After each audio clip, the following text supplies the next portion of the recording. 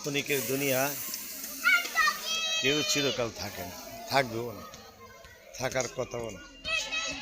এই জন্য পরকালের জন্য আপনাকে আমাকে ভাবতে হবে। যদি ভাবটাটা আল্লাহর হুকুম রাসূলের সুন্নত মতো হয় তো আপনি কামিয়াব দুই জাহানে। বেনমাজি যখন মারা যায়, ফেরেশতারা আসিয়া তখন তার কবরের ভিতরে জাহান্নামের বিছানা বিছিয়ে দেয়। আর যদি নেককার মানুষ মারা যায়, তার কবরে আসিয়া বেহেশতের বিছানা বিছিয়ে দেয়।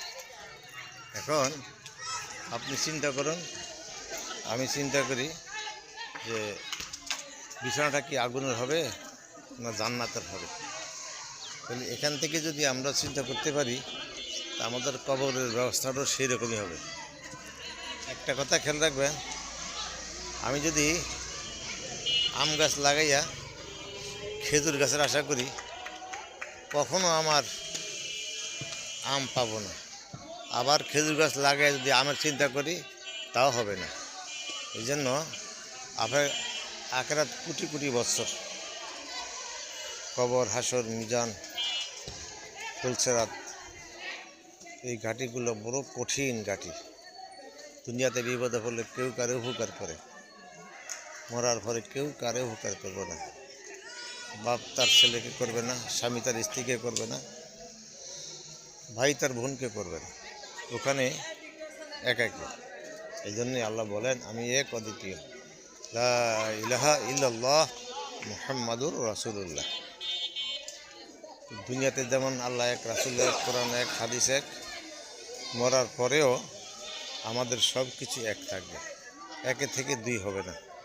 এই জন্য বুদ্ধিমান তো সেই লোক যে মরার আগে আখিরাতের প্রত্যেকটা জিনিস গুছিয়ে নেয়। যেমন আমরা এক দেশ থেকে আরেক দেশে গেলে একটা গাঁট্টি বান্ধি, প্রতিমধ্যে আমার কি লাগে না লাগে, ঠিক কবরে যাওয়ার আগেই আপনি আখিরাতের সামানা গুছিয়ে নেবেন, যাতে কোনো একটা সামানা আপনার কম না থাকে। সেই জন্য ইসলামের যে ব্যানারগুলো আছে, কালেমা, নামাজ, এগুলা ইসলামের 5টা স্তম্ভ, এগুলো ঠিক করে নিয়ে নিতে হবে।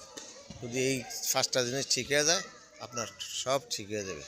আর খেয়াল করবেন, প্রত্যেকটা কাজ কোরআনের হুকুম মতো করবেন।